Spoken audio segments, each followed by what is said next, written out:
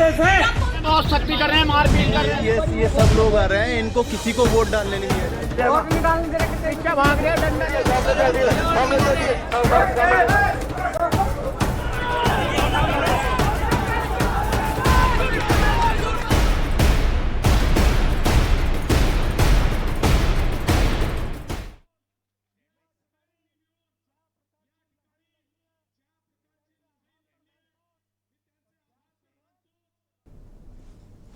अभिवादन स्वीकार कीजिए ब्रजेश मिश्रा का। और आप देखना शुरू कर चुके हैं द डिबेट का अर्ली संस्करण। बहनों भाइयों, उत्तर प्रदेश में बाई इलेक्शंस के नतीजे आ चुके हैं। महाराष्ट्र और झारखंड के नतीजे भी हमारे सामने आ चुके हैं। और उत्तर प्रदेश के चुनाव ने इस बार एक नई इबारत लिखी है, नई तस्वीर प्रस्तुत की है। उत्तर प्रदेश में 9 सीटों पर उत्तर प्रदेश में मुकाबले पर भारतीय जनता पार्टी और उसके सहयोगी राष्ट्रीय लोकदल ने 7 सीटें जीत ली हैं और समाजवादी पार्टी को महज 2 सीटें मिली हैं, करहल और सीसामऊ की। लेकिन महाराष्ट्र में भारतीय जनता पार्टी के नेतृत्व वाले गठबंधन ने क्रांति कर दी है। जबरदस्त बहुमत के साथ 288 में से अब तक 233 सीटें भारतीय जनता पार्टी का गठबंधन वहां पर जीत चुका है। जबकि झारखंड में हेमंत सोरेन अपनी सत्ता बचाने में कामयाब रहे और उन्हें पहले से कहीं अधिक बहुमत मिला है और अब तक वो 80 में से 54-53 सीटों पर उनका गठबंधन आगे चल रहा है और निर्णायक बढ़त है ये। लगभग वहाँ पर हेमंत सोरेन की सरकार और महाराष्ट्र में भारतीय जनता पार्टी के नेतृत्व वाले गठबंधन की सरकार और उत्तर प्रदेश में मोदी और योगी को बहुमत एक तरह से मिल गया है। आज चर्चा हम इसी विषय की करने वाले हैं। बहनों भाइयों, उत्तर प्रदेश के उपचुनाव ने नई इबारत राजनीति में लिख दी है। जो लोग ये दावा करते थे कि बटोगे कटोगे और एक रहोगे सेफ रहोगे का नारा शायद ग्राउंड पे बज़ नहीं कर रहा है, दरअसल वो बहुत बज़ किया। तमाम आरोप और प्रत्यारोपों के बीच मतदान के बाद भी उत्तर प्रदेश ने जो मैंडेट दिया उस मैंडेट में भारतीय जनता पार्टी और राष्ट्रीय लोकदल को अभूतपूर्व जनादेश मिला है। तकरीबन इन दोनों पार्टियों को अभी तो फाइनल काउंटिंग बाकी है, 1-2 घंटे में तस्वीर और स्पष्ट होगी, लेकिन तकरीबन 52% वोट भारतीय जनता पार्टी और राष्ट्रीय लोकदल के गठबंधन को मिला है, 52%। और तकरीबन 33 से 35% का वोट शेयर समाजवादी पार्टी को मिला है। बहुजन समाज पार्टी 6 से 7% वोट शेयर के आसपास सिमट गई है और अन्य को भी वोट गए हैं। उत्तर प्रदेश का जनादेश क्या कहता है? बहनों भाइयों, उत्तर प्रदेश में मुकाबला योगी आदित्यनाथ वर्सेज अखिलेश यादव था। समाजवादी पार्टी बनाम भारतीय जनता पार्टी मुकाबला था और डायरेक्ट मुकाबला था। इस मुकाबले में योगी आदित्यनाथ विजयी रहे, भारतीय जनता पार्टी विजयी रही और बहुत ही इंप्रेसिव 7 सीटें बीजेपी ने जीती हैं। आरोप तमाम लगा रही समाजवादी पार्टी, वीडियो भी मतदान के दौरान के वायरल हुए, पर अंत में जो नतीजा घोषित हुआ उसमें बीजेपी की जीत हुई है। हाल ही में 4 जून के परिणाम के बाद भारतीय जनता पार्टी के खेमे में मायूसी थी, उस मायूसी को इस बाई इलेक्शन ने दूर किया है और उत्तर प्रदेश के मुख्यमंत्री योगी आदित्यनाथ, उनकी टीम, दोनों डिप्टी चीफ मिनिस्टर, प्रदेश अध्यक्ष, संगठन महामंत्री, इन्होंने भी अपने रणनीतिक और राजनीतिक कौशल का प्रदर्शन किया और राष्ट्रीय लोकदल को भी बैठे बिठाए 1 सीट मिल गई, वो भी इंप्रेसिव विक्ट्री। लेकिन उत्तर प्रदेश में ये जो 7 सीटें जीती, इसमें एक सर्वाधिक चर्चा जिस सीट की है वो है कुंदरकी। बहनों भाइयों, बहुत ही चमत्कारिक वहां पर परिणाम आए। आपको जानकर आश्चर्य होगा कि तकरीबन 65% मुस्लिम मतदाताओं वाली इस कुंदरकी मुरादाबाद की सीट में भारतीय जनता पार्टी के प्रत्याशी 1,38,000 वोट से जीत कर आए। कितना? 1,38,000। और बीजेपी के कैंडिडेट को वहां वोट मिला है तकरीबन 1,52,000 के आसपास और अभी भी 4-5 राउंड की वहां काउंटिंग बाकी है। बट मान के चलिए कि तकरीबन 140 के आसपास वहां पर बीजेपी की जीत हो रही है और 31 साल बाद, after 31 years, Bharatiya Janata party Kundarki की सीट जीतने में कामयाब रही। मीरापुर का मामला भी बहुत इंटरेस्टिंग रहा। मीरापुर में मुस्लिम मतदाता खूब बटे, जमकर बटे। मिथिलेश पाल वहां आरएलडी की, जो बीजेपी की संयुक्त प्रत्याशी, तकरीबन 26,000 वोटों से उन्होंने चुनाव जीता। लेकिन बहनों भाइयों, वहां पर असदुद्दीन ओवैसी की पार्टी को 18,000 से ज्यादा वोट मिले हैं। आजाद समाज पार्टी, चंद्रशेखर आजाद की पार्टी को 22,000 से ज्यादा वोट मिले हैं। बहुजन समाज पार्टी में भी मजमुआ फूलपुर और कटेरी में ज़बरदस्त प्रदर्शन किया है। बीएसपी इन 3 सीटों पर अच्छे वोट लाई है, कहीं 20,000, कहीं 18,000, कहीं 19,000। परफॉर्मेंस में कोई कमी नहीं रही है। करहल में मत प्रतिशत समाजवादी पार्टी की जीत का बहुत गिरा है। अखिलेश यादव 60,000 वोट से 62,000 वोटों से जीते थे और समाजवादी पार्टी के मौजूदा प्रत्याशी तेज प्रताप यादव महज 14,000 वोट से जीत पाए। दूसरी सर्वाधिक चर्चा रही सीसामऊ कानपुर। इरफान सोलंकी जेल में है, 1.5 साल में उनका सबकर्म हो गए। उसके बावजूद उनकी पत्नी नसीम सोलंकी चुनाव जीतने में कामयाब रही हैं और उन्होंने भी एक इम्प्रेसिव विक्ट्री हासिल की है। More than 52% vote share Samajwadi party को सीसामऊ में गया। अब महाराष्ट्र में आपने देखा जबरदस्त प्रदर्शन, कोई पोल, कोई सर्वे, कोई एग्जिट पोल, सब फेल हो गए और भारतीय जनता पार्टी ने वहां महाक्रांति की। ये जो त्रिदेव की भूमिका में रहे हो, एकनाथ शिंदे, देवेंद्र फडणवीस और अजित पवार, इनकी जोड़ी ने चमत्कार कर दिया है। उम्मीद नहीं की जा सकती थी, किसी ने सोचा भी नहीं रहा होगा कि इतना मैसिव और इम्प्रेसिव जनादेश महाराष्ट्र के भीतर भारतीय जनता पार्टी लाने में कामयाब होगी। वो झारखंड में बीजेपी हेमंत सोरेन का मुकाबला नहीं कर पाई, चाहे वो सिंपैथी वोट हो या ट्राइबल एरिया हो। बीजेपी के हाथ कुछ खास लगा नहीं और हेमंत सोरेन की इम्प्रेसिव धमाकेदार वापसी उनकी सत्ता में उनकी निरंतरता बनी रही है। तो बहनों भाइयों, आज की इस परिचर्चा को हम प्रारंभ करेंगे। मेहमान भी हमारे साथ जुड़ेंगे, इस लंबी चर्चा को बढ़ाएंगे। एक एक सीट की बात करेंगे। उत्तर प्रदेश, महाराष्ट्र और झारखंड की बात उत्तर प्रदेश से होगी। हीरो वाजपेयी मेरे साथ मौजूद हैं, बीजेपी के प्रवक्ता हैं। कर्नल शरद शरण मेरे साथ मौजूद हैं, समाजवादी पार्टी से हैं। मयंक त्रिवेदी राष्ट्रीय लोकदल से हैं। नावेद चिको जाने माने पत्रकार। शशि भूषण जी कल हमारे साथ रांची से जुड़े हुए थे, आज फिर हमें इस कार्यक्रम में ज्वाइन कर रहे हैं। रवि तिवारी मुंबई से हमें ज्वाइन कर रहे हैं, जाने माने पत्रकार। और विनय राय जी भी हमारे साथ मौजूद हैं, उत्तर प्रदेश के बहुत ही चर्चित पत्रकार हैं। बहनों भाइयों, इन सब से मैं बात करूं, आपको सीधे मैं ले चलता हूं। उत्तर प्रदेश के डिप्टी चीफ मिनिस्टर, उप मुख्यमंत्री ब्रजेश पाठक जी हमारे साथ इस कार्यक्रम में जुड़े हुए हैं। पाठक जी, आपका बहुत शुक्रिया और धन्यवाद हमें समय देने के लिए। मैं आपसे जानना चाहता हूं कि उत्तर प्रदेश में इस चमत्कारिक प्रदर्शन को आपकी पार्टी किस नज़रिए से देखती है और वो कौन से ऐसे फैक्टर रहे जिनसे आपको लगता है कि आप समाजवादी पार्टी को मात देने में कामयाब रहे। लोकसभा चुनाव में इंडी गठबंधन ने, खासकर समाजवादी पार्टी और कांग्रेस ने, जो नेगेटिव नैरेटिव सेट करने का असफल प्रयास किया था, वो एक्सपोज्ड हो चुके हैं। जनता के बीच में उन्होंने सार्वजनिक सभाओं में घोषणा की कि 8,000 रुपया महिलाओं के खाते में आएगा। उनसे एफिडेविट लिए गए, फार्म भरवाए गए और जनता ने गुमराह होकर के लोकसभा चुनाव में इन्हें वोट प्रदान किया था। इसके बाद जनता ने इनके कार्यालयों का घेराव किया। इन्होंने कोई भी पैसा देना नहीं था, कोई काम करना नहीं था, पूरी तरह से एक्सपोज हो चुके हैं। जनता ने इनका जो कलेवर था, इनकी जो कलई थी, उसको उतार दिया है। भारतीय जनता पार्टी माननीय प्रधानमंत्री नरेंद्र मोदी जी की गरीब कल्याण योजनाओं के माध्यम से जन जन का भरोसा जीत चुकी है। उत्तर प्रदेश का लॉ एंड ऑर्डर पूरे देश में चर्चा का विषय है। उत्तर प्रदेश का इंफ्रास्ट्रक्चर पूरे देश में नंबर 1 राज्य के लिए तेजी के साथ आगे बढ़ रहा है। उत्तर प्रदेश की आम जनता ने, खासकर 9 विधानसभा क्षेत्रों की जनता ने माना केवल भारतीय जनता पार्टी गठबंधन ही उन्हें कुशल नेतृत्व, बढ़िया नेतृत्व दे सकता है। ये मैं आपसे जानना चाहता हूं कि जैसे ये बटोगे कटोगे का नारा बहुत चला, तो क्या मुसलमानों के वोट भी आपको मिले? अगर कुंदरकी का मैं प्रमाण लूं तो मुझे सबसे हतप्रभ वहीं का परिणाम करता है। कुंदरकी मैं स्वयं गया था। कुंदरकी में जो जनसभा थी उसमें 10,000 से अधिक अल्पसंख्यक समाज के भाई बहन वहां शामिल थे। हमने वहां उद्बोधन में कहा था कि माननीय प्रधानमंत्री नरेंद्र मोदी जी की गरीब कल्याण योजनाएं सबका साथ, सबका विकास, सबके विश्वास को लेकर हैं और यदि पक्का मकान गरीब को मिला है तो उसमें अल्पसंख्यक समाज के भाई बहन भी शामिल हैं। किसान सम्मान निधि मिले तो वो भी शामिल है। निःशुल्क शौचालय मिला वो भी शामिल है। पीएम स्वनिधि का भी लाभ उन्हें मिल रहा है। माननीय प्रधानमंत्री जी का आयुष्मान भारत कार्ड मिला है तो मुस्लिम समाज के भाई बहनों को भी मिला है। हमारा कहने का मतलब है गरीब आदमी के जीवन स्तर को ऊपर उठाने में भारतीय जनता पार्टी ने कामयाबी हासिल की है। सर्व समाज का वोट भारतीय जनता पार्टी को मिला है और कुंदरकी में तो अद्भुत निर्णय अल्पसंख्यक समाज के भाई बहनों ने लिया है, जिन्होंने एक तरफा भारतीय जनता पार्टी को आदरणीय रामवीर सिंह जी को जिता करके तय कर दिया है कि मुस्लिम मतों की ठेकेदार अकेली अब समाजवादी पार्टी नहीं है।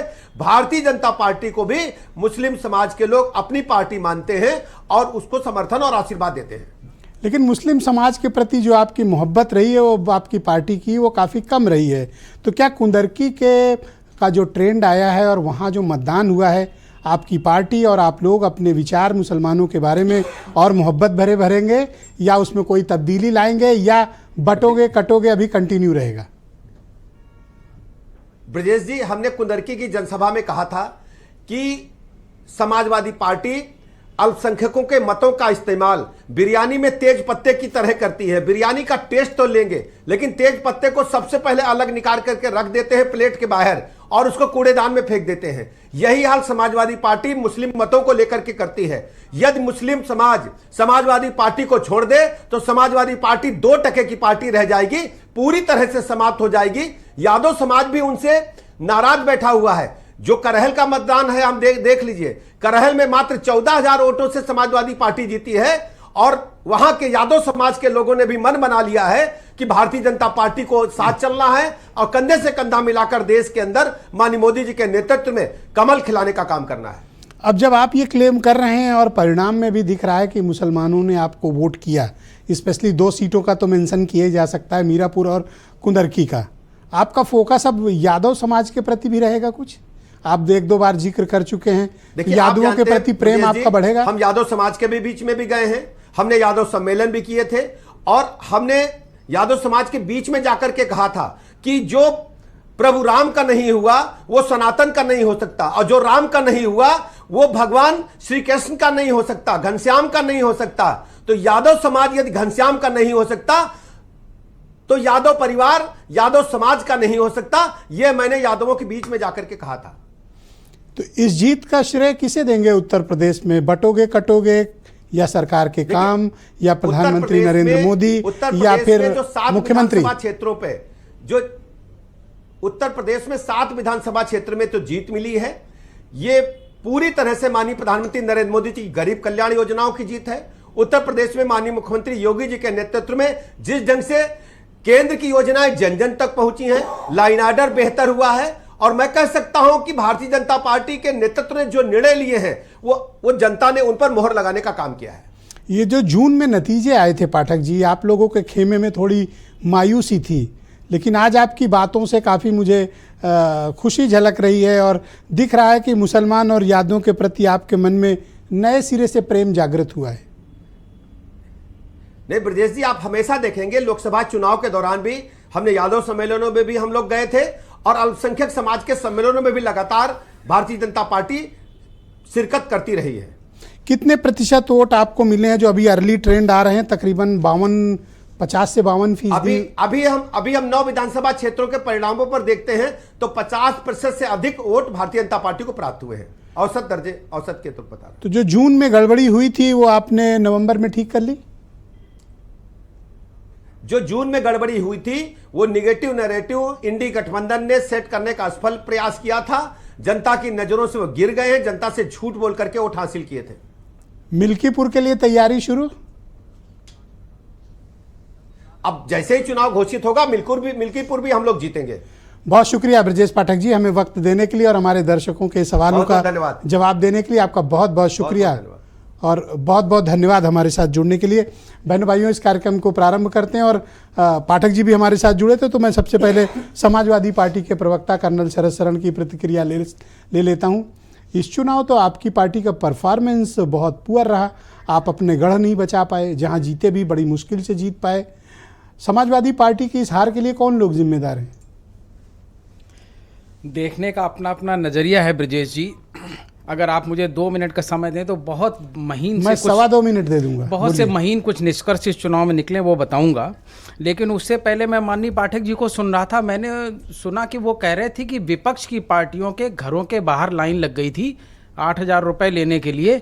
वो जनता जानती है कि पक्ष देता है, सत्ता देती है, विपक्ष देता है, लेकिन एक लाइन वो बोलना भूल गए कि लोकतंत्र और संविधान का जो गलत नैरेटिव बनाया हुआ था विपक्ष ने, ये लाइन जो लगातार ये बोलते हैं, आज क्यों भूल गए? कुंदरकी में 1,52,000 वोट पड़ा है और 1,38,000 वोट भारतीय जनता पार्टी को मिला है और 65% वोट वहाँ एक समाज विशेष का है, जिसके पसमानदा सम्मेलन बहुत इन्होंने कराए और लोकसभा चुनाव के बाद 4 महीने से बंद कर रखे थे। और सुबह से मीडिया लगातार एक पता नहीं, मैंने मतलब फैशन मॉडलिंग तो सुना है, लेकिन सुबह से मीडिया में एक मॉडल चल रहा था कि रामपुर मॉडल अभी बन गया है, उससे भी विशेष कुंदरकी मॉडल। लेकिन कोई भी साथी ये नहीं बता रहा था कि रामपुर मॉडल का मतलब क्या है, वो सिर्फ रामपुर मॉडल बोल के छोड़ जाता था।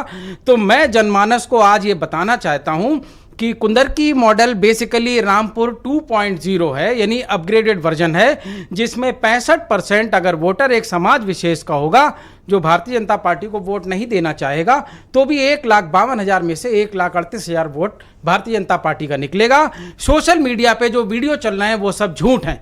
ये मुझे एक बहुत गहरी लाइन याद दिलाता है अंबेडकर साहब की, जब संविधान को उन्होंने रखा था पटल पर, तो उन्होंने कहा था कि ये संविधान बहुत ताकतवर है, बस एक शर्त है, इसकी ताकत कितनी है ये इसके अनुपालन से तय होगा। हारे कैसे? किस आप अभी तरीके तक से ये अनुपालन justify किया नहीं कर पाए जी। हारे क्यों आप इतनी बुरी तरह? हारे हैं, 1 मिनट और दीजिए। 2017 में 47 विधायक के साथ ये नया दौर समाजवादी पार्टी को जनमानस ने दिया था, और 2017 से 24 होते होते आप देख लीजिए कि 32वें राउंड पर जाकर के कटेरी में और मझवा में और फूलपुर में जाकर के ये तय हुआ कि लड़ाई कहां है।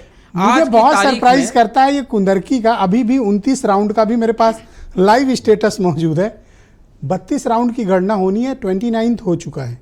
29 में अब तक राउंड में भारतीय जनता पार्टी के प्रत्याशी को 1,61,000 वोट मिल चुके हैं और उनकी बढ़त है 1,38,000, और समाजवादी पार्टी की कुंदरकी में जमानत जब्त हो गई है। सरप्राइजिंग। ये आपकी पार्टी ने किया क्या?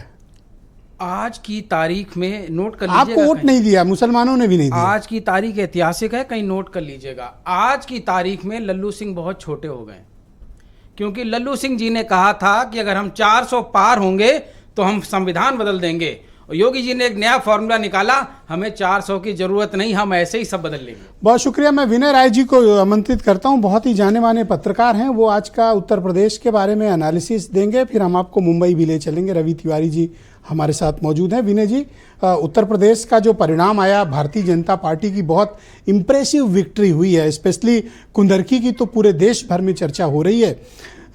ऐसा क्या हुआ कि अपोजिशन को जनता ने रिजेक्ट किया और भारतीय जनता पार्टी को सिलेक्ट किया?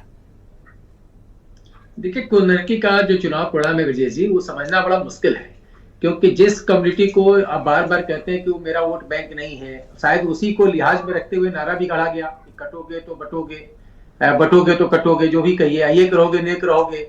लेकिन उसके बावजूद अगर इस तरह का परिणाम आया है तो रिसर्च का विषय है। हमें लगता है कि जो राजनीति शास्त्र के विद्यार्थी हैं वो इस पर रिसर्च करेंगे कि अब वोटिंग ट्रेंड क्या है, कौन कमेटी किसको वोट दे रही है, क्योंकि करहल के बारे में भी अभी इस सच्चाई को क्यों नहीं स्वीकार किया जा रहा कि मुसलमान अब बीजेपी को वोट देने लगा है? कम से कम कुंदरकी में तो लग रहा है हर घर मुसलमानों का बीजेपी को गया है। नहीं, वो तो स्वीकार करना पड़ेगा। तो कहा जाएगा सबका साथ, सबका विकास, सबका विश्वास। अगर परिणाम आपके सामने है तो इसको न मानने का कोई आधार नहीं है। लेकिन अब कैसे माना जाएगा, किस तर्कों से माना जाएगा, ये तो समय बताएगा। लेकिन परिणाम को तो आप झुटला नहीं सकते, परिणाम तो सामने है। अब ईवीएम के साथ कोई छेड़छाड़ हुई नहीं है, कोई सामने जो वोट से रोका भी कर गया किसी को, लेकिन इतना प्रत्याशित परिणाम तो किसी ने उम्मीद नहीं लगाया था। किस तरीके का चुनाव परिणाम सामने आएगा?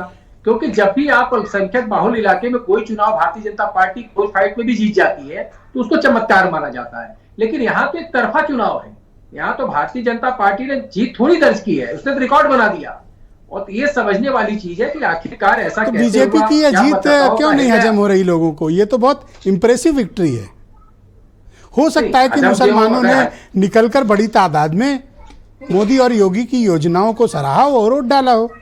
आप नहीं एनालिसिस कर पा रहे मान हैं? सकते हैं, नहीं मान सकते हैं कि भाई को घर मिला है, उनको शौचालय मिला है, तो ये मान सकते हैं कि उनको जब इस तरह का प्रबंध दिया गया या इस तरह की उनको स्कीमों का फायदा मिला है तो हो सकता है उन्होंने इस हक में आकर उन्होंने अपना मतदान किया हो। लेकिन अब ये समझने को इसलिए कह रहा हूं, अगर ये समीकरण सही है तब तो देश की सियासत नए तरीके से देखी जाएगी, क्योंकि अब नरेंद्र मोदी की जो योजनाएं हैं उसका लाभ सभी ले रहे हैं। चाहे यादव हो या मुस्लिम हो या कुर्मी हो, कुहार हो, सैतवाल। अच्छा, आपने देखा होगा अभी ब्रजेश पाठक जी जुड़े थे तो वो कह रहे थे कि मुसलमानों के लिए और यादवों के लिए उनके मन में बड़ा विशेष प्रेम है और वो इनके प्रति बहुत अटैच्ड हैं और वो मान रहे हैं कि एक रहोगे सेफ रहोगे वाली बात चलेगी और नए सिरे से अपनी मोहब्बत का इजहार भारतीय जनता पार्टी मुसलमानों और यादवों से करेगी। अब देखिए, दिल्ली में मुख्तार अब्बास नकवी मंत्री हुआ करते थे, अभी तो नहीं है, और दानिश एक संभवतः यूपी में मंत्री हैं। तब तो भारतीय जनता पार्टी को ये सोचना पड़ेगा, जब इतना प्रचंड बहुमत के साथ अगर अल्पसंख्यक आपके साथ आ रहा है तो उसको थोड़ी हिस्सेदारी दी जाए कि मुरादाबाद, रामपुर, मुजफ्फरनगर हर जगह पे उसका परिणाम मिले। केवल आपको सोचने समझने से काम नहीं चलेगा, अब आपको उनको हिस्सेदारी देकर विपक्ष को ये मैसेज देना पड़ेगा कि हर दल, हर जाति, हर धर्म के लोग उसके साथ आ चुके हैं। थैंक यू, शुक्रिया विनय जी, हमारे साथ बने रहिएगा, कार्यक्रम आगे बढ़ाएंगे। हीरो वाजपेयी मेरे साथ मौजूद हैं, बीजेपी के प्रवक्ता हैं। वाजपेयी जी, स्वागत आपका। तो भारतीय जनता पार्टी की ये मैसिव विक्ट्री के पीछे आप लोग क्या कारण मानते हैं? योगी फैक्टर चला, मोदी फैक्टर चला, बटोगे तो कटोगे चला, या फिर आपकी जन कल्याणकारी परोपकारी योजनाएं, और या फिर भयंकर पोलराइजेशन? देखिए ब्रजेश जी, मैं आपके चैनल पे पहले भी डिबेट पर था और इस विषय पे बड़ी चर्चा हुई। आपने पूछा था ये चुनाव किसके किसके बीच है, मैंने कहा था ये भारतीय जनता पार्टी के विचार और समाजवादी पार्टी के परिवार और दो पर्सनालिटीज के बीच का चुनाव, आदरणीय योगी आदित्यनाथ और श्रीमान अखिलेश यादव के बीच में। मुझे लगता है कि वो लोग आज आपके चैनल पे नहीं है, मुंह छुपा रहे हैं, जिनको हमने कहा था उस दिन जरूर रखिएगा। भारतीय जनता पार्टी की जीत के पीछे पूरी पार्टी, योगी आदित्यनाथ का नेतृत्व, भारतीय जनता पार्टी की केंद्र और प्रदेश की नीतियां और जो योजनाएं जनता के लिए थी वो, और सबका साथ, सबका विकास, सबका विश्वास और सबका प्रयास, लोग इसे खारिज करते थे। मुझे लगता है इस चुनाव के रिजल्ट के बाद ये तमाम जो धारणाएं लोग बनाते थे, पक्ष विपक्ष या मीडिया के लोग, आज वो सारी सीमाएं ध्वस्त हो गई हैं। तो ये फिर बटोगे कटोगे कंटिन्यू रहेगा या सबका साथ सबका विकास, इनमें से क्या चलेगा? देखिए, आज योगी आदित्यनाथ जी ने अपनी प्रेस कॉन्फ्रेंस में कहा कि यह राष्ट्रवाद की विजय है। लोग जाग गए हैं, लोगों को लगा है कि हमारा मूल क्या है और हम हैं कौन और हमें किसके साथ रहना चाहिए, उसका परिणाम जनता ने दिया। मुझे लगता है जनादेश का लोगों को सम्मान करना चाहिए और कोई भी नारा जब हिट होता है तो उसके जनता जुड़ती है और जनता उसके रिएक्शन में मतपेटियों में मत डालती है, और मुझे लगता है आज वही हुआ है जिसका परिणाम सबके सामने है। तो बटोगे कटोगे कंटिन्यू रहेगा, फिर हम लोग ये मान के चलें? मुझे लगता है कि इस नारे को हमसे ज्यादा विपक्ष ने समझा है और इसकी इतनी पॉपुलैरिटी हो गई है कि अब ये चुनाव दर चुनाव ये नारा चलेगा और इस चुनाव दर चुनाव लोग एकत्रित भारतीय जनता पार्टी तो नीतियों में अपना विश्वास जताते रहेंगे। मुसलमानों से आपकी मोहब्बत बढ़ेगी या फिर यथावत जैसी है वैसी ही रहेगी? देखिए, कोई अदावत नहीं है किसी से, वो भी हमारे इस मुल्क में रहने वाला हर व्यक्ति भारतीय है, वो भारतीय जड़ों से जुड़ा है। हो सकता है कहीं कभी कोई कमियां रहती हैं, लेकिन योगी आदित्यनाथ जी के इस नारे ने कि बटोगे तो कटोगे और एक रहोगे तो नेक रहोगे, किसी को बटोगे कटोगे लाइन समझ में आ गई, किसी की एक रहोगे तो नेक रहोगे, किसी की एक रहोगे सेफ रहोगे। मुझे लगता है जो पूरा पैसेज था इसको लोगों ने अलग अलग ढंग से इस पर अपना विचार व्यक्त किया और उसको मतदान पेटी में मत देकर अपना विश्वास जाहिर किया। ऑलराइट, वाजपेयी जी हमारे साथ बने रहिएगा। थोड़ा उत्तर प्रदेश से निकल के हम लोग महाराष्ट्र चलते हैं। मुंबई से बहुत जाने माने पत्रकार रवि तिवारी जी हमारे साथ मौजूद हैं। तिवारी जी, शुक्रिया। रात में आप बता रहे थे सर कि कड़ा मुकाबला है, पर मैंडेट आया उसने तो सभी की आंखें खोल दी, और जिस तरह का जनादेश महाराष्ट्र की जनता ने दिया है, ये कैसा जनादेश है और इसके पीछे के कारणों की व्याख्या आप कैसे करते हैं? और दूसरा एक ही सवाल इसमें निहित है, अब क्या शिंदे लीड करेंगे या फिर फडणवीस लीड करेंगे? ब्रजेश भाई, दो चीजें हैं। पहली चीज तो ये उम्मीदें जीतने वालों को भी नहीं थी। मैं लगातार अलग अलग लोगों से मिलता रहा, खासकर शिंदे गुट के लोग जो स्ट्रेटेजिस्ट हैं उनसे मेरी मुलाकात होती रही। वो खुद को 20 और 25 सीट के बीच में माप रहे थे। बीजेपी खुद को 90 सीटों के बीच में माप रही थी और 15 जी। अगर ये सिचुएशन आप देखते हैं इन लोगों को, तो मुझे नहीं लग रहा है कि ये उम्मीदें थी जीतने वाली पार्टियों के लिए भी। जाहिर सी बात है कि इस पूरी जीत में जो सबसे बड़ी चीज रही वो रही है बीजेपी का micro management, election micro management की बात करें, बहुत ही बढ़िया सिंक रहा उनकी दोनों सहयोगियों के साथ। लोकसभा में यही पार्टी जो है करीब करीब 136 विधानसभा सीटों पे पीछे दिख रही थी, वो अचानक जो है कितना मैसिव परफॉर्मेंस करती है। तो ये मानना पड़ेगा कि इस बार बीजेपी का कार्यकर्ता, आरएसएस का जो स्वयंसेवक है वो, और इसके साथ ही इन दोनों पार्टियों के लोग, वो कहीं ना कहीं बहुत प्रॉपर तरीके से सिंक हुए थे और कहीं कोई गैप नहीं। ये एक सबसे बड़ी रिजल्ट की वजह मुझे ये लग रही है। इलेक्शन के आचार संहिता के ठीक पहले करीब करीब 1100 लोग लुभावने वादे किए गए थे, उसका एक असर था। विपक्ष को जो सबसे बड़ी उम्मीद थी वो थी मराठा आंदोलन को, जो शायद नहीं चल पाई है क्योंकि इस तरह का रिजल्ट है। और इस बार उसके साथ ही जो बड़ा नंबर है, जो शायद कल और परसों से पूरी के पूरी डाटा आ जाएंगे इलेक्शन कमीशन की वेबसाइट पे, तो आप देखेंगे बड़ा नंबर मिलेगा वोट कटुआ, जो एक माइक्रो मैनेजमेंट के तहत खड़े किए जो उम्मीदवार थे वो भी मिलेगा। ये जाहिर सी बात है। पर जिस तरह की विक्ट्री है और जितना लैंडस्लाइड मैंने देखा कि चाहे मराठवाड़ा हो, कोंकण हो, विदर्भ हो, मुंबई रीजन हो, पुणे सभी भेद खत्म कर दिए। राजनीतिक भौगोलिक जो भी महाराष्ट्र की स्थिति थी, बीजेपी ने उसको वर्टिकली चेंज कर दिया। इसको स्वीकार किया जाना चाहिए, ये जनादेश है। बड़ी चीज ब्रिटिश वाली ये रही है कि जो विदर्भ और मराठवाड़ा थी वो कांग्रेस के हिस्से में थी, जो सबसे ज्यादा सीटों पे लड़ रही जी। तो अगर सबसे बड़ी फेलियर मैं देख पा रहा हूँ तो वो है कांग्रेस कि उसे जिस तरीके से फाइट करना चाहिए था, ग्राउंड मोबिलाइजेशन जिस तरीके से करना चाहिए था, उनके कार्यकर्ता जिस तरीके से उतरते, शायद वो नहीं कर पाए हैं। इसीलिए आप देखिए कि विलासराव देशमुख के 2 बेटे वो लातूर ग्रामीण और लातूर शहर से हार जाते हैं। पृथ्वीराज चौहान जो पूर्व कैबिनेट मंत्री, पूर्व मुख्यमंत्री, बड़े एक मजबूत नेता माने जाते रहे पश्चिम महाराष्ट्र के, वो अपनी सीट नहीं बचा पा रहे हैं। यशोमती ठाकुर नहीं बचा पा रही। यानी कुल मिला के ये देखिए तो बड़े बड़े छत्रप जो अपने ग्राउंड का जो होम तक थी वहां पे वो फेल हो रहे थे। तो कहीं ना कहीं पार्टी किसी बड़े चमत्कार के चक्कर में वो काम नहीं कर पा रहे थे। मुझे लगता है कि सबसे बड़ी फेलियर रही है उनकी। इसके बाद अगर कहें तो शरद पवार और उद्धव ठाकरे की, उनकी पार्टी पहले ही टूटी हुई थी, उनके कार्यकर्ता गए हुए थे, उनके लिए सब कुछ बिल्ड करना था। तो एक वजह ये रही बीजेपी की। तो ये जो स्प्लिट हुई एनसीपी में और शिवसेना में, इसको जनता ने तो अब एक्सेप्ट कर लिया है। ओरिजिनल शिवसेना अब शिंदे की मानी जाएगी जनता के मुताबिक, और ओरिजिनल एनसीपी अजीत पवार की मानी जाएगी। अजीत पवार शरद पवार मिलकर इतनी सीट जिंदगी में नहीं जीत पाए थे जितनी अकेले अजीत पवार ने जीत ली। आप सिर्फ यही नहीं, आप ये देखें कि जितनी पूरी सीट विपक्ष अकेले जीती है उससे ज्यादा अकेले शिंदे जीते हैं। करेक्ट। तो जो एक मराठा आंदोलन को लेके जो ये वादा कर रहे थे, वो मराठा आंदोलन और मराठा वोट बैंक की जो एक मानी जा रही थी शरद पवार से जुड़ी हुई एक लेगेसी थी, मराठा छत्र कांग्रेस में थे, उन सब के पास भी वो सब चीजें निकल गई हैं। और शायद यही वजह, जैसे आपने पहला एक सवाल है जो दर्शक बार बार पूछ रहे हैं और जानना भी चाहते हैं कि कौन बनेगा मुख्यमंत्री। ये एक बड़ा पेचीदा सवाल है ब्रजेश भाई। अगर बीजेपी की बात करें तो चुनाव के ठीक पहले से वो अपने कार्यकर्ताओं के बीच में कह रहे थे कि वो देवेंद्र फडणवीस को बनाएंगे। 132 सीटों पे बढ़त आ रही है पार्टी की, जाहिर सी बात है कि अब तो उनका है। लेकिन शिंदे का आज का जो स्टेटमेंट है कि हमारे बीच में ऐसी कोई बात नहीं हुई थी कि जो सबसे ज्यादा बिहार जैसी स्थिति क्यों उत्पन्न होने देगी बीजेपी, जब 133 सीट पर वो अकेले हैं और सरकार बनाने के लिए बहुमत 145 का चाहिए, करीब करीब तो नजदीक है, तो वो शिंदे को कंधे पे क्यों बिठाएंगे।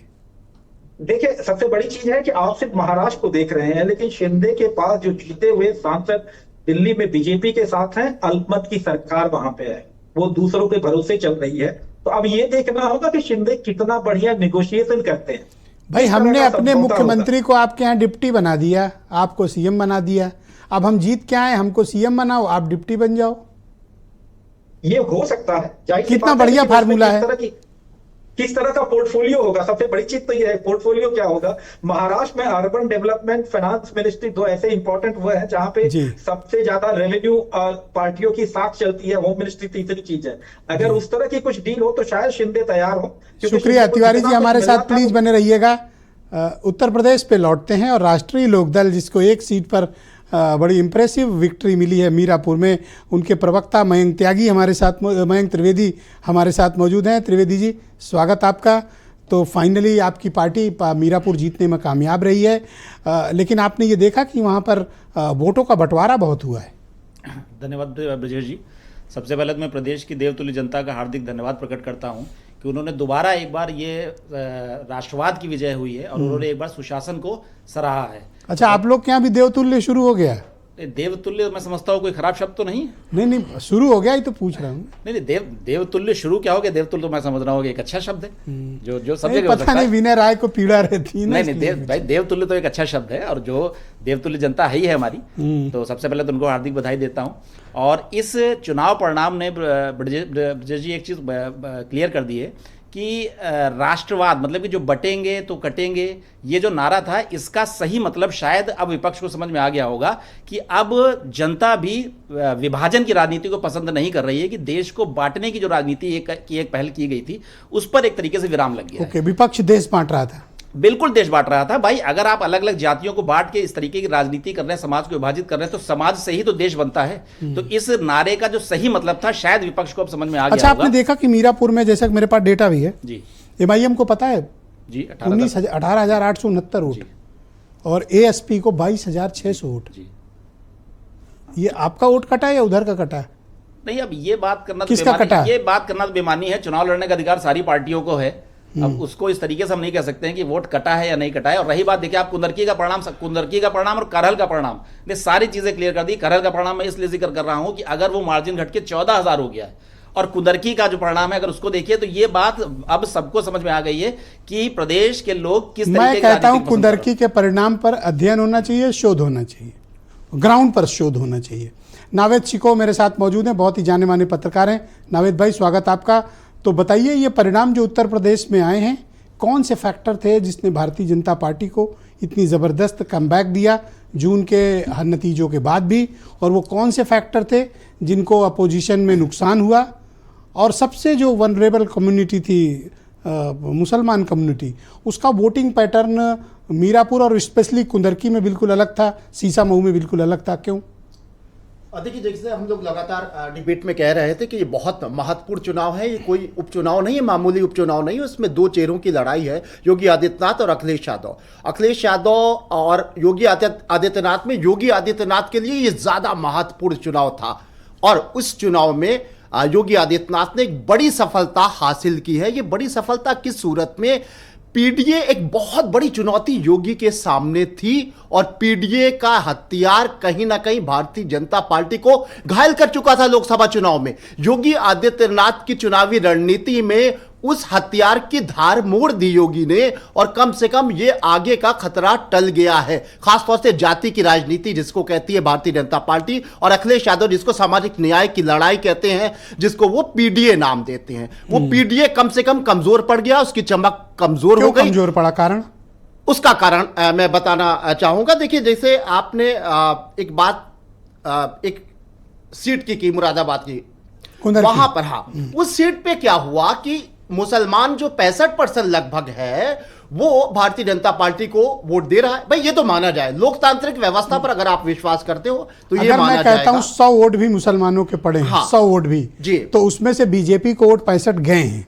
जी बिल्कुल, हम कहते हैं वोट नहीं डालने दिया कि कम पड़े, लेकिन जो पड़े वो बीजेपी को। उसके 4-5 कारण है। एक कारण मुझे ये लगता है कि या तो जिस तरीके से एक नारा आया था जिसको हम सब, अब बहुत सारे लोग कह रहे थे कि हिंदू मुसलमान के बीच के ध्रुवीकरण का ये नारा है कि बटोगे तो कटोगे, यहां काटने की बात हम सब मान रहे थे कि अप्रत्यक्ष रूप से मुसलमानों को कोट किया गया है कि मुसलमान काट देंगे, लेकिन शायद मुसलमान ये सोच रहे थे कि ये ऐसा इसका आशय नहीं है। इसका आशय ये है कि पूरे समाज को ना बंटने की बात की गई है, ना कि मुसलमानों को कोट किया गया। या तो ये मुसलमान मान बैठा या फिर मुसलमानों तो क्या ये समाजवादी पार्टी के पास से जो वोट शेयर कम हुआ, ये पिछड़ों का और मुसलमानों का कम हुआ?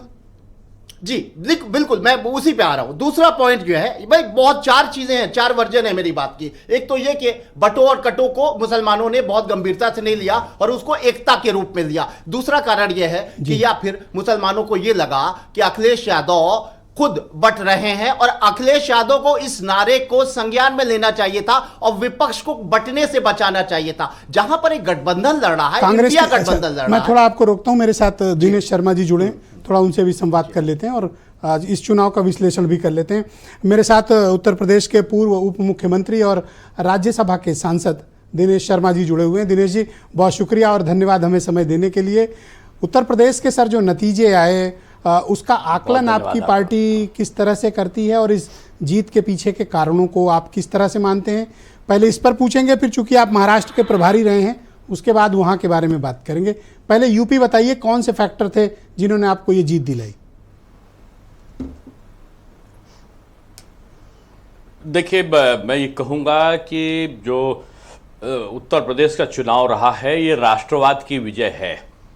और जो मोदी जी कहते हैं सबका साथ, सबका विकास, सबके लिए प्रयास और सबका साथ, तो कुंदरकी में जो सबका साथ दिखा है ये उन सांप्रदायिक तत्वों के लिए पूरे देश में चेतावनी है जो मुस्लिम वर्ग को समाज से अलग थलग करने का षड्यंत्र करते आए हैं। उनको ये लगने लगा है कि अब भारतवर्ष में मोदी जी ही एकमात्र ऐसे नेता हैं जो सबको न केवल साथ में लेकर चल सकते हैं, बल्कि वो नारा नहीं देते केवल, वो धरातल पर सबको साथ में लेकर चलते हैं। मकान देंगे तो सबको देंगे, अनाज देंगे तो सबको देंगे, शौचालय बनाएंगे तो सबको बनाएंगे, इलाज कराएंगे तो आयुष्मान भारत में बगैर जाति धर्म के विरोध के सबको देंगे। लोगों ने टोपियां पहनी, चादर चढ़ाए, रोजा इफ्तार किया, यानी ढोंग रचा राजनीतिक दलों के लोगों ने।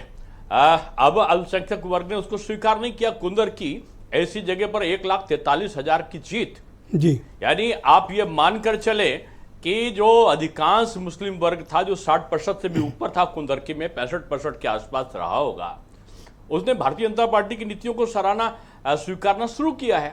आजमगढ़ में और रामपुर में भी यही पुनरावृत्ति हुई थी। और इसी तरीके से अगर आप देखो तो महाराष्ट्र में भी चमत्कार हुआ है।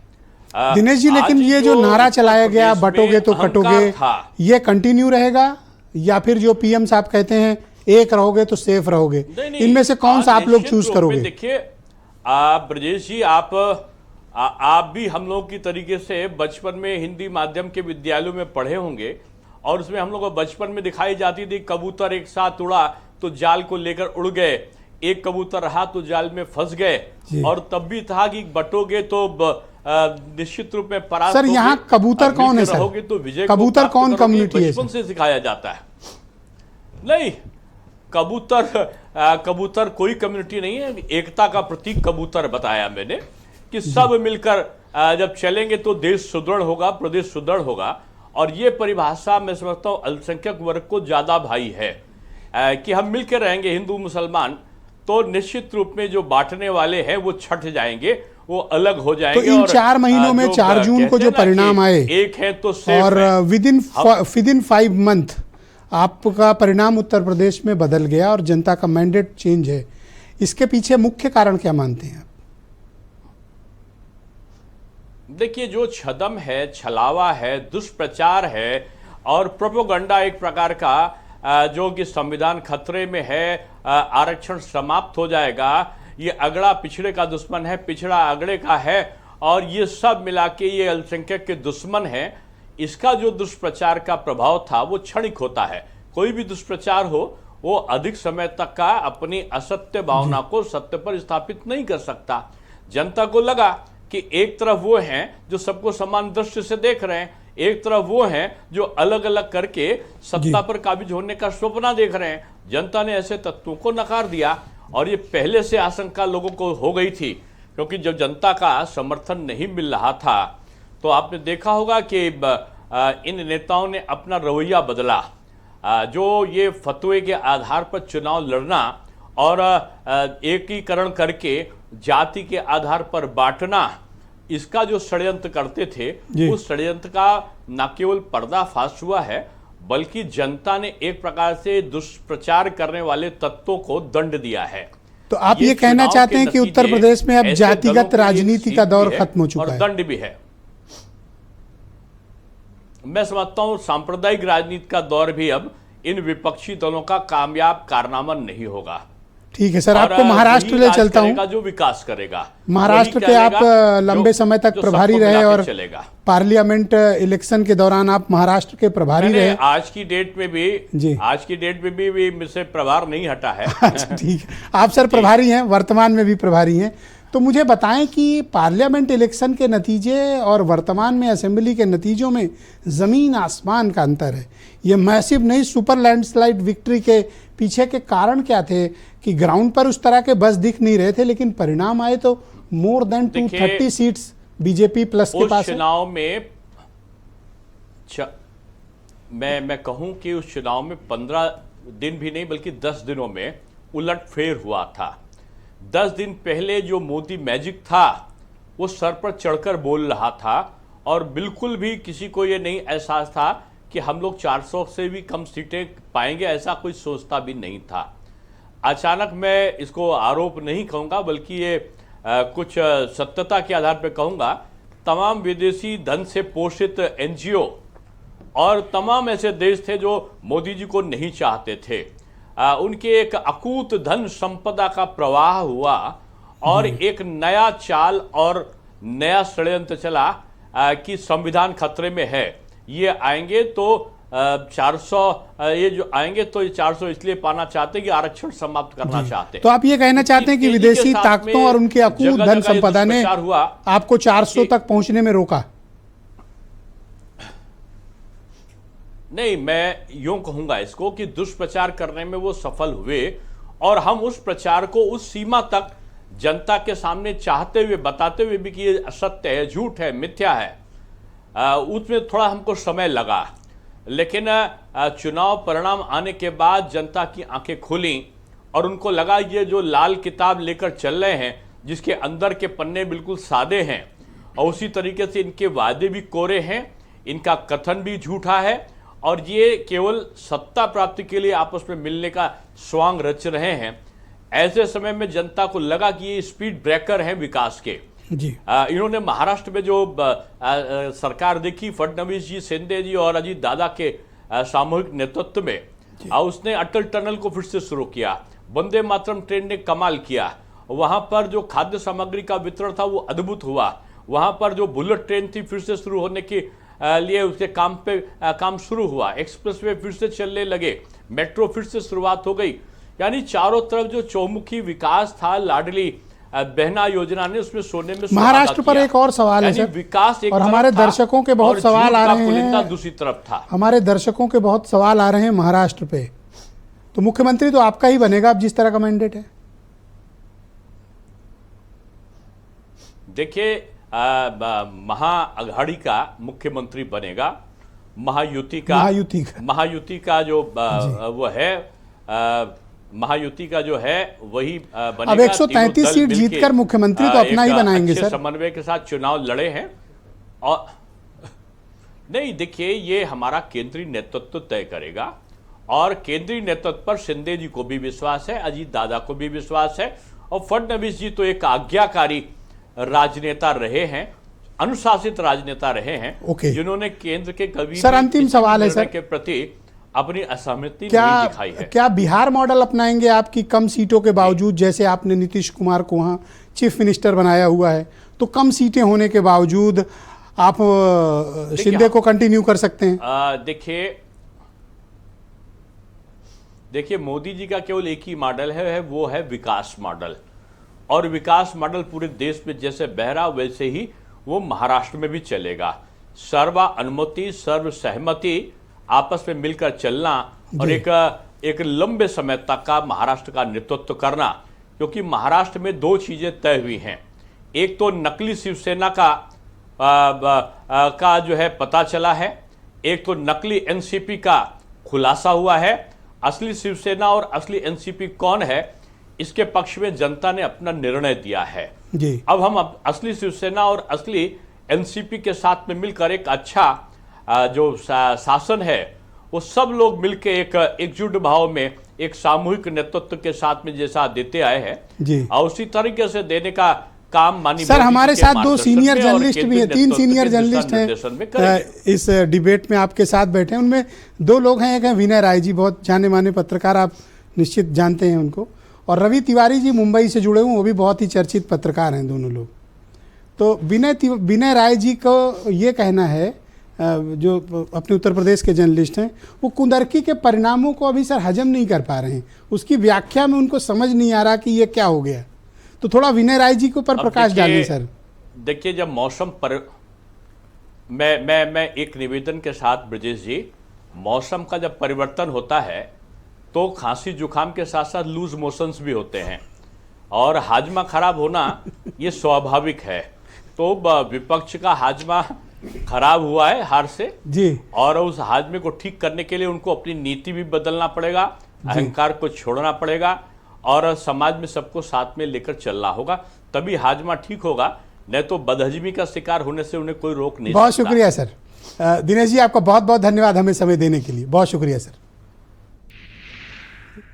बहुत बहुत धन्यवाद। उत्तर प्रदेश के पूर्व उप मुख्यमंत्री और राज्यसभा सांसद हमारे साथ जुड़े हुए थे। अभी हम केपी मलिक साहब भी आ गए हैं बड़े लंबे समय बाद। इनको हम काफ़ी देर से खुजवा रहे थे क्योंकि ये कुछ और बता रहे थे, परिणाम कुछ और आया है। तो ये सोचे कि आज इनका टार्चर ना हो, इसलिए आज ये बच रहे थे, पर फाइनली हम इनको पकड़ लाए हैं। इनसे अभी बात करेंगे। कर्नल शरद शरण मेरे साथ मौजूद हैं, समाजवादी पार्टी के प्रवक्ता हैं। अब आपने देखा बीजेपी एक स्ट्रेटजी पे काम कर रही, स्पेशली कुंदरकी के बाद मुसलमान और यादवों को पटाने की कोशिश। अब जो बचा है वो भी ले जाएंगे। मैंने बहुत ध्यान से सुना किसको, और अभी अभी देखा कि माननीय पाठक जी ने और माननीय दिनेश शर्मा जी ने राष्ट्रवाद की बात की है। मुझे अगर ठीक से याद आ रहा है तो पुलवामा के बाद दोबारा राष्ट्रवाद की बात अब भारतीय जनता पार्टी करने लगी है, और धार्मिक बात शायद इसलिए नहीं कर पा रही है क्योंकि इनके माननीय उसके बाद से अभी तक अयोध्या आए नहीं हैं, तो उस पर इनको निर्देश शायद सही मिले नहीं। ये बहुत अच्छी बात है। और जो इनका कुंदरकी में जो ये विश्वास इन्होंने जताया है और जो यादवों के बारे में बात किया है, तो मुझे लगता है कि शलभ मणि जी को जल्दी ही पार्टी से निष्कासित करेंगे ये, क्योंकि वो देवरिया में जब वो यादव लड़का मारा गया था तो वो कुछ और ही भाषा इस्तेमाल कर रहे थे, और मुझे लगता है कि इनको दूसरे समाज को जोड़ने के लिए न्यायप्रियता का भी रोल अदा करना पड़ेगा। एक लड़का झांसी में था जिसकी पत्नी 6 महीने तक हाथ जोड़ते जोड़ते योगी जी की अंततः एक दिन फांसी पे लटक गई। मुझे तो ये भी विश्वास है कि इरफान सोलंकी जी जल्दी ही जेल से जमानत पे आने वाले हैं, और कन्फ्यूजन कानपुर में ये होगा कि विधायक इरफान जी होंगी कि उनकी धर्म पत्नी होंगी, क्योंकि उनको जिस तरीके से लिया गया है उससे मुझे ये भी विश्वास हो रहा है कि आजम खान साहब भी जल्दी ही बाहर आने वाले हैं और उनको भी न्याय मिलेगा, उनके बेटे को न्याय मिलेगा, उनकी धर्म पत्नी को भी न्याय मिलेगा। कर्नल साहब, इस हार से आपकी पार्टी ने क्या सबक लिए? जो पार्टी 4 जून के नतीजों में जबरदस्त विक्ट्री के साथ उत्तर प्रदेश में नंबर 1 पार्टी आई हो, आज वहां आप अपनी सीट नहीं बचा पाए। ब्रजेश जी, हर चुनाव कुछ ना कुछ डिडक्शंस देके हर दल को जाता है। हमें भी कुछ 2-3 डिडक्शन मिले हैं, हालांकि आज जल्दबाजी है, इस पे समीक्षा डिटेल में होगी, लेकिन आज की वर्तमान परिस्थिति में हमें इस बात की खुशी है कि योगी जी अपनी गद्दी बचाने के लिए जो उनके पास रिजर्व था उसको ज़रूरत से ज़्यादा इस्तेमाल करके चले गए हैं, और जो उन्होंने वर्तमान में बचाया है उसके चक्कर में भविष्य का बहुत कुछ दांव पे लगा दिया। कुछ लोगों पर कार्रवाई करेंगे जो नॉन परफॉर्मर थे आपकी पार्टी में? हमारी पार्टी के कार्यकर्ताओं और नेताओं ने बहुत श्रम के साथ, बहुत अंतर्मन के, बहुत मेहनत के साथ जोड़ा है, पीडीए के नारे को बुलंद किया है। लोकतंत्र और संविधान के खतरे को जो झूठ बताते हैं वो भारतीय जनता पार्टी ने पुनर्स्थापित किया। इसके लिए योगी जी को विशेष धन्यवाद। कुंदरकी और मीरापुर को का अगर सैंपल देखें तो मुसलमान वोट आपसे छिटक रहा है। बहुत अच्छा याद दिलाया आपने मुझे। भाईचारा सम्मेलन भूल गया मैं। किसका भाईचारा सम्मेलन? किसका भाईचारा? वहाँ पश्चिम में खास तौर से लोग ये कह रहे थे कि जो समाजवादी विचार के थे कि किसी बड़े नेता को इस तरीके से सड़क पे लाठियों से पीट के बेइज्जत नहीं करना चाहिए, और बहुत तगड़ा संदेश गया था इस बात का उत्तर प्रदेश में। जब कुंदरकी में लाठियां चल रही थीं तो लोग आपस में चर्चा कर रहे थे कि जब नेता पिटा था तो हमें दर्द हुआ था, आज हमको पिटवा कौन रहा है वो पता करना है। बहुत शुक्रिया कर्नल साहब। उन्होंने भी वही किया योगी जी की तरह, एक सीट पे एक समाज विशेष के पूरा जात का वोट दांव पे लगा दिया है और 2027 में योगी जी को और भाईचारा जी को इसका हिसाब जनता देगी। ओके, विनय राय जी हमारे साथ मौजूद हैं, जाने माने पत्रकार हैं। विनय जी, देखिए कुंदरकी और मीरापुर को अगर एग्जाम्पल माने तो मुसलमानों के वोटों के जो उनका बिहेवियर पैटर्न है वोट डालने का, उसमें कुछ अंतर आ रहा है। बात है, अगर आप उस तरह से भी लेंगे, जब आजम खान साहब सक्रिय राजनीति में हुआ करते थे तो याद करिए कि रामपुर की सीट पर जयप्रदा चुनाव जीती थी और उसमें आजम खान साहब अपना बूथ चुनाव हार गए थे, जबकि खुल करके वो जयप्रदा का विरोध कर रहे थे। तो ऐसा नहीं कि माइनॉरिटी जो मतदाता है किसी पर्टिकुलर पार्टी के साथ चलने के लिए मजबूर है, वो अपना समय समय पर अपना ट्रेंड भी बदलता रहा है और यही कारण था कि मुख्तार अब्बास नकवी भी रामपुर से सांसद रहे और बाकी बीजेपी के कई बार और भी कैंडिडेट वहां सांसद होते रहे। आज का जो परिणाम है उपचुनाव का परिणाम है। उपचुनाव में कई बार इस तरह के भी संकेत होते हैं कि अगर ये 9 सीटें हार भी जाते भारतीय जनता पार्टी के लोग तो सरकार नहीं गिरने वाली थी, लेकिन कहीं ना कहीं एक नेतृत्व सवाल खड़ा करने का जो प्रयास है, इसलिए सरकार और संगठन पूरे दमखम के साथ सामने आई। और एक मैं चीज जरूर कहूंगा कि हार से भी सबक सीखा जाता है और जीत से भी सबक लिया जाता है। इस पूरे 9 सीट का अगर आप मूल्यांकन करेंगे तो भारतीय जनता पार्टी की तरफ से निषाद हो, चाहे लोकदल हो, चाहे राजभर हो, आपको एकजुट दिखाई दे रहे थे। लेकिन समाजवादी पार्टी के गठबंधन में कहने को तो इंडी गठबंधन था, लेकिन अकेले अखिलेश यादव पूरे यात्रा को लेकर आगे बढ़ रहे थे। कांग्रेस नहीं, पर आप देखिए कि संजय निषाद घर बैठे थे, ओम प्रकाश राजभर 2-3 जगह के अलावा दिलचस्पी नहीं दिखाई। राष्ट्रीय लोकदल को सिंबल तो जरूर दिया, कैंडिडेट बीजेपी ने अपना दिया, तो कहां सक्रिय थे? लेकिन उसमें एक चीज आप मानेंगे कि निषाद पार्टी का जो मझवा में केवल वजूद था, मझवा में गए वो। राजभर साहब का जो पूरा बेल्ट है उसमें खास तौर से अयोध्या में चुनाव ही नहीं हो रहा था और कटहरी में वो थे। सर मझुआ मुश्किल तमाम 4,900 वोट से बीजेपी जीती है, उसका कारण। और आपको पता वहां बीएसपी को कितना वोट मिला है? दीपक तिवारी को सर 35,000 वोट, 35,000। और कटहरी में बीएसपी के प्रत्याशी अमित वर्मा को 41,000 वोट मिला है। सर ये एक तरीके से कह सकता हूं कि इसमें तो सपा को अपना लाभ लेना चाहिए था, लेकिन सपा अगर लाभ नहीं ले पाई तो उसका एक सीधा परिणाम है। बनारस से बगल का लगता हुआ सीट है मझवा, लेकिन आपने कांग्रेस के प्रदेश अध्यक्ष को इस्तेमाल ही नहीं किया, आपने उनको छोड़ दिया कि भाई कोई जरूरत नहीं है। तो आपको समय समय पर अपनी एकजुटता जनता के बीच में प्रचारित भी करनी पड़ती है और इसका परिणाम देखने को मिला है। तो सबको अगर चुनाव मैदान में उतरना है और गठबंधन के साथ अगर आप हैं तो ये दिखना चाहिए और लगना चाहिए कि सब लोग एक साथ एकजुट होकर के चुनाव अभियान में, भले उनका कैंडिडेट हो या ना हो। जी ओके, केपी मलिक साहब भी मेरे साथ जुड़ गए हैं, पश्चिम के उत्तर प्रदेश के खासे एक्सपर्ट हैं। मलिक साहब शुक्रिया आपका। तो ये मीरापुर और कुंदरकी में क्या हुआ सर? नहीं देखिए ब्रजेश जी, अगर देखें मीरापुर में एक तो मुझे लगता है कि समाजवादी जो टिकट दिया था कादिर राणा की बहू को, उस पर भी थोड़ा सा लोगों का मतभेद था और कम से कम खासकर जाट समाज में तो उसका बहुत विरोध था।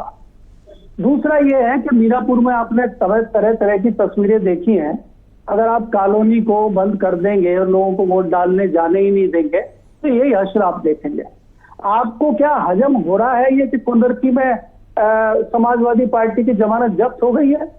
मुझे आपसे आशा थी कि दिनेश शर्मा जी जब बोल रहे थे, नहीं सर, उन्होंने कहा देखिए मुसलमानों के प्रति मोहब्बत दिखा रही है बीजेपी और मुसलमान घर घर से निकल के बीजेपी को वोट दे रहा है।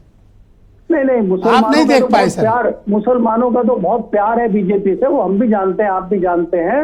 लेकिन दिनेश शर्मा जी जितनी देर बोल रहे थे मुझे लग रहा था आप कुछ हंसेंगे, लेकिन बीच में हंसे ही नहीं, वो टेप रिकॉर्डर की तरह बोले जा रहे थे और वो अभी तक कोई चुनाव से पहले कोई ऐसी चीज नहीं बोल रहे थे। बात कहने की ये है और इसको बिल्कुल सच्चाई से मैं स्वीकार करता हूँ और हमेशा कहता भी हूँ, दिल्ली और लखनऊ के बीच का जो वॉर चल रहा था, दिल्ली और लखनऊ के बीच की जो तलखी थी, ये करो या मरो का चुनाव था और बाबा के लिए ये बहुत बड़ा चुनाव था। अगर किसी भी कारण से 6 सीटों से कम बाबा की आती तो बाबा की हो सकता था नपाई तुलाई हो जाती। अभी आपको देखना होगा कि एक नया पावर सेंटर महाराष्ट्र में बन गया है। अब दिल्ली कमजोर है, अब दिल्ली को पहले तो एक से निपटना मुश्किल था लखनऊ से, अब सर कहाँ कमजोर है? हरियाणा वो जीत लिए, महाराष्ट्र 230 सीट जीते हैं, यूपी की 7 जीते, कहाँ कमजोर है सर? दिल्ली तो 240 है, दिल्ली तो 240 ही, वो तो जीते नहीं ना। अच्छा, एक चीज बताइए, अभी विनय राय बहुत सवाल उठा रहे थे। उनका ये कहना था कि फिर अगर मुसलमान वोट नहीं निकला तो ये मजलिस वालों को मीरापुर में 18,000 वोट किसने डाल दिया, और आज़ाद समाज पार्टी वाले जो झोजा मुसलमान कैंडिडेट थे उनको 21,000 वोट किसने डाल दिया? नहीं, देखिए ब्रजेश जी, ये तो आकलन पार्टियां करेंगी, लेकिन हमें ये देखना होगा, मैंने पहले ही आपको कह दिया कि टिकट जो होना चाहिए था, जिस तरीके से वहां टिकट होना चाहिए था, बहुत अच्छी रणनीति मुझे लगता है समाजवादी पार्टी की टिकट पर नहीं रही है। अगर वहां टिकट किसी दूसरे व्यक्ति को दिया जाता तो शायद बहुत अच्छी तस्वीर होती, लेकिन अब ये सब बातें बेमानी है। आप खाली मीरापुर का जिक्र क्यों कर रहे हैं? बाकी सीटें हैं, मैं कुंदरकी पे कह रहा हूँ, जमानत जब्त है समाजवादी पार्टी की। तो क्या ये हजम हो रहा है कि समाजवादी पार्टी जो 4 महीने पहले 37 सीटें लोकसभा की जीत के आई थी, अगर हम उसको बंटवारा करें तो 200 से ऊपर चली जाती है, वही समाजवादी पार्टी आज एक सीट पर अपनी जमानत जब्त। अच्छा, एक उदाहरण रखता हूँ। अच्छा, अपन हेल्दी डिबेट देखिए, ऐसा लगता है अभी जो 31 राउंड हो चुका है, जो लाइव डेटा है मेरे पास, 1,67,000 वोट रामवीर सिंह को कुंदरकी में बीजेपी कैंडिडेट को मिल चुका है अब तक। कितना? 1,67,000, तकरीबन 80% वोट। लेकिन आप देखिए, मुसलमान वहां तो बीजेपी में वोट डाल रहा है, लेकिन वही मुसलमान सीसामऊ में सोलंकी को वोट दे रहा है समाजवादी पार्टी पे। यह भी तो एक फैक्ट है। तो सर, मैं यही जानना चाह रहा हूं, क्या उनको ज्ञान प्राप्त हो गया कि कुंदरकी वाले मुसलमानों को और दूसरे वाले जो मंजवा वाले मुसलमान हैं उनको ज्ञान प्राप्त नहीं हो रहा है? मैं आपको ये कह रहा हूँ, हरियाणा के बाद आप कुछ भी कहिए, बहुत ज्यादा आकलन वाकलन करने की जरूरत नहीं है। और आप भारतीय जनता पार्टी को छोड़ दीजिए, आप विपक्ष की बात करिए कि विपक्ष जो संविधान बचाओ, दूसरी लड़ाइयां लड़ो, वो अंग्रेजों के जमाने की राइफल और तीर तलवार से भारतीय जनता पार्टी के सामने अगर लड़ाई लड़ रहा है, और भारतीय जनता पार्टी परमाणु युद्ध लड़ रही है, तो आपको उनके तरीके से उनके साथ युद्ध लड़ना पड़ेगा अगर आपको जीतना है, नहीं तो यही असर होगा जो आपका कुंदरकी पर हुआ है। जी, थैंक यू सर, हमारे साथ बने रहिएगा। हीरो वाजपेयी बीजेपी के प्रवक्ता हैं, वो बेहतर आपके सवालों का जवाब देंगे। कुंदरकी वाला जो परिणाम है वाजपेयी जी, उसको लेकर बड़े प्रश्न हैं। आपने देखा विनय जी ने भी प्रश्न खड़े किए, केपी मलिक साहब तो उस परिणाम को कह रहे हैं इसका तो अध्ययन होना चाहिए, और इसका वो तो कह रहे हैं कि कैसे हतप्रभ है, बल्कि वो तो इसे देखकर। तो आपकी पार्टी की जो नीति रीति रही है वो कुंदरकी के परिणाम से मैच नहीं खा रही है। देखिए ब्रजेश जी, जनता जनार्दन है, और अगर जनता ने वोट दिया है, जनादेश दिया है, तो हमको, हमारे विपक्ष को और समीक्षकों को, सबको उसका सम्मान करना चाहिए। हम जनता का दिए हुए जो हमें उसने आशीर्वाद दिया उसका सम्मान करते हैं। हाँ, जहां तक बात आती है, कई बार लगता है कि हम यहां उम्मीद नहीं कर रहे थे और हमें उम्मीद से ज्यादा मिला। कुछ लोग वहां उम्मीद कुछ कर रहे थे, उन्हें उम्मीद से कम मिला। मुझे लगता है कम और ज्यादा का नहीं है, एकदम एक तरफा है। और इसका जो पूरा श्रेय जाता है हमारी पार्टी की नीतियों को, हमारे नेतृत्व को, हमारे प्रत्याशी को। तमाम चीजें जीत में माने रखती हैं, और ये लैंडस्लाइड विक्ट्री अगर कुंदरकी की है तो इस पे सारे आरोप निराधार साबित होते हैं। जो अध्ययन करना चाहे, पीएचडी करना चाहे, उस पर रिसर्च करना चाहे, कर सकता है। और मुझे लगता है उसका निष्कर्ष भारतीय जनता पार्टी भी जानना चाहेगी कि उनके अनुभव क्या रहे कुंदरकी पर। ऑलराइट, मेरे साथ नावेद शिको जी मौजूद हैं, जाने माने पत्रकार हैं। नावेद जी, मुझे आप बताइए कि जो पीडीए का पैटर्न अपोजिशन की तरफ से बना था, कांग्रेस भी इस बार साथ नहीं चुनाव लड़ रही थी समाजवादी पार्टी के, और वोट शेयर भी आप देखिए सपा का गिरा है। अब आरोप लग रहे हैं कि साहब वोट नहीं डालने दिया गया मुसलमानों को या दूसरों को, लेकिन आप देखिए कि वही जगह थी सीसामऊ जहां वो जीत के भी आए, करहल भी जीत के आए, मार्जिन घटा, अन्य जगह भी हालात दूसरे रहे। अब मीरापुर और कुंदरकी एक शोध का विषय, ये अलग बात है। तो क्या अपोजिशन को अपना नैरेटिव और एजेंडा अब बीजेपी के सामने चेंज करना है अगर सर्वाइव करना है 2027 में? तो जी बिल्कुल बदलना होगा। और कुंदरकी सीट की बहुत चर्चा हो रही है, मैं उस पर 4 बिंदु रखूं कि मुसलमानों ने वोट दिया या नहीं दिया, उसमें क्या परिवर्तन आया। पहली चीज़ तो ये कि या फिर ये हो सकता है, मैं 4 बिंदु रखूंगा बहुत कम समय में, या फिर ये हो सकता है कि मुसलमान बीजेपी की सरकार की, योगी सरकार की योजनाओं से प्रभावित हैं। उनको ये भी अच्छा लगा कि भाजपा का प्रत्याशी जो है टोपी लगा के मुस्लिम आया, और गमछा मुस्लिम गेटअप पे आया और उसने मुसलमानों के बीच गया। हालांकि मोदी जी ने ये संदेश बहुत पहले दिया था कि टोपी ओपी मत लगाया करो। हमारी पार्टी की नीति में ये नहीं है कि मुस्लिम टोपी पहन के तुम प्रभावित करो वोटर्स को। जालीदार पहनोगे? हाँ, वो जालीदार टोपी पहन के गए। हो सकता है मुसलमानों को ये पसंद आ गया हो, ये हो सकता है। तीसरा कारण, जालीदार पहनोगे टोपी। हाँ, वो गए और उन्होंने कौन सा वाला इस्लामिक वो होता है पूरे गेटअप में, और उन्होंने कहा कि भाई उनको बड़ी तवज्जो भी दी। हो सकता है मुसलमान यही चाहता हो कि हमें तवज्जो देने वाला हो, चाहे अखिलेश यादव दे या भाजपा दे या कांग्रेस। टोपी पहने हो, गमछा डालने में, हाँ, असर भाई ये तो नतीजा तो यही बता रहा है कि असर करता है वो।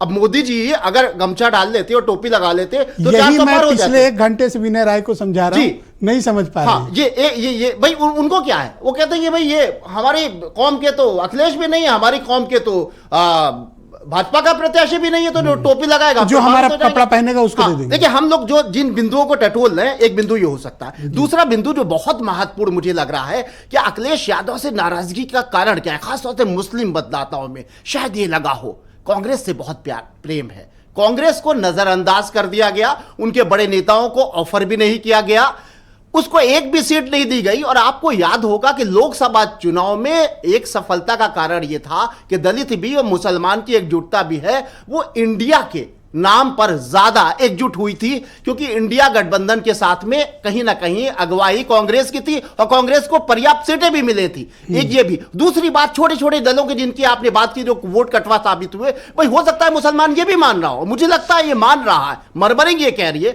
कि मुसलमानों को ये लगता है कि अखिलेश यादव को भाजपा से लड़ना है, ओवैसी को साथ में लाएं, कांग्रेस को नेतृत्व मतलब अहमियत दें, चंद्रशेखर से बात करें, क्यों वोट बंटवाते हैं? जब अगुवाई आप कर रहे हो तो आप योगी आदित्यनाथ के उस नारे को स्वीकार करो कि बंटोगे तो कटोगे। विपक्ष बंट गया इस अम्ब्रेला के नीचे। हाँ, आपको चंद्रशेखर, ये कोऑर्डिनेशन अखिलेश यादव को करना चाहिए था, ये मुसलमानों और आसिम वकार को भी लेना पड़ेगा। और ये बहुत बड़ी बात है कि जब चंद्रशेखर अलग लड़ रहा होता है, जब पर एक ही सीट तो मीरापुर की सीट में ही तो दोनों का दम दिखे, बाकी जगह तो फुस थे, तो एक ही सीट पर तो दम दिखाया। हाँ बिल्कुल, मीरापुर में 18,000 और चंद्रशेखर की पार्टी 21,000। हाँ, तो ये देखिए नुकसान होता है, तो ये बातें कहीं ना पर उससे ज्यादा वोट तो बीएसपी को मिले हैं। हाँ, उनको कोई हलो क्यों नहीं कर रहा है? नहीं, उनके लिए ना केपी मलिक बोलेंगे, ना उनके लिए विनय राय बोलेंगे, ना उनके लिए नावेद सिको बोलेंगे, हम मैं अकेले बोलूं? देखिए बीएसपी के ऊपर तुहमतें लगती रही हैं कि वो बी टीम है, और ये बात बिल्कुल सही है कि बीएसपी का वोटर जो है वो कहीं ना भैया कौन सी बी टीम? मझुआ फूलपुर में उनका प्रत्याशी का नाम दीपक तिवारी है, और आप देखिए बीजेपी एक बहुत बड़ी पार्टी। तो नुकसान किसका किया है? हमारे वाजपेयी जी का नुकसान किया है।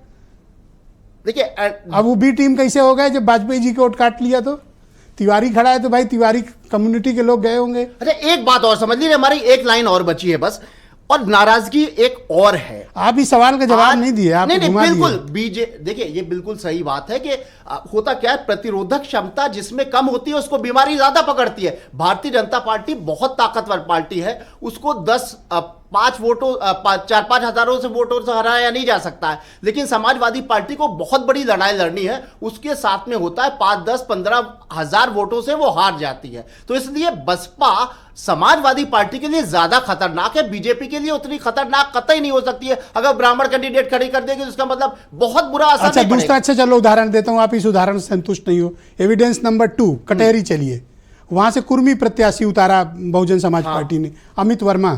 आपको पता है कितने वोट मिले? 41,000 वोट। और शोभावती वर्मा हार गई।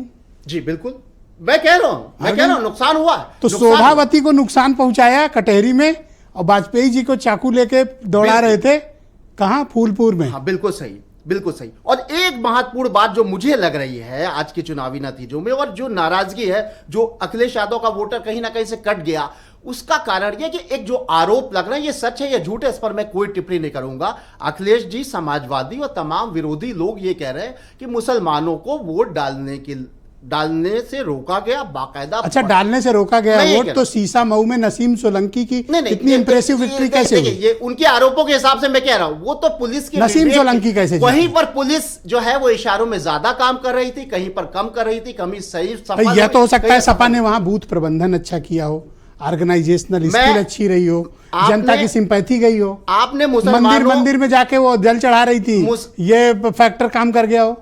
नहीं, देखिए मुख्य जो मैं बात कहना चाह रहा हूं कि मुसलमानों की जहां तक बात हो रही है, मुसलमानों को यह बात भी अखरती है और उनको यह लगता है कि अगर हमें वोट डालने से रोका गया, अगर यह बात सच है तो अखिलेश यादव जी के मुताबिक, तो इसकी लड़ाई भी अखिलेश को ही लड़नी होगी। इसकी लड़ाई भी उस पार्टी को लड़ने पड़ेगी जिसको उत्तर प्रदेश में सबसे बड़ा दल, विपक्षी दल बनाया गया है। इसकी लड़ाई सिर्फ चुनाव में एक प्रेस कॉन्फ्रेंस करके और 4 चिट्ठियां लिखने से नहीं होती है। इसकी लड़ाई साल भर तक लड़नी पड़ेगी कि एक तो क्या करें सर, कुश्ती लड़ें? को अखिलेश यादव उस शिद्दत से लड़ाई, देखिए सबने तारीफ की, उन्होंने प्रेस कॉन्फ्रेंस की, समाजवादियों में जोश पैदा हुआ, विरोधियों में भाजपा मयंक जी मेरे साथ मौजूद हैं। देखिए लड़ना तो अखिलेश यादव को पड़ेगा, वोट तो अखिलेश यादव को दिलाने के लिए लड़ाई लड़नी पड़ेगी, संघर्ष करना पड़ेगा और साल भर तक लड़ना पड़ेगा। तो आरएलडी कैडर का मनोबल बढ़ा मयंक जी इस जीत के बाद, या फिर बीजेपी ने इसको जीत करके आपको गिफ्ट में दे दिया?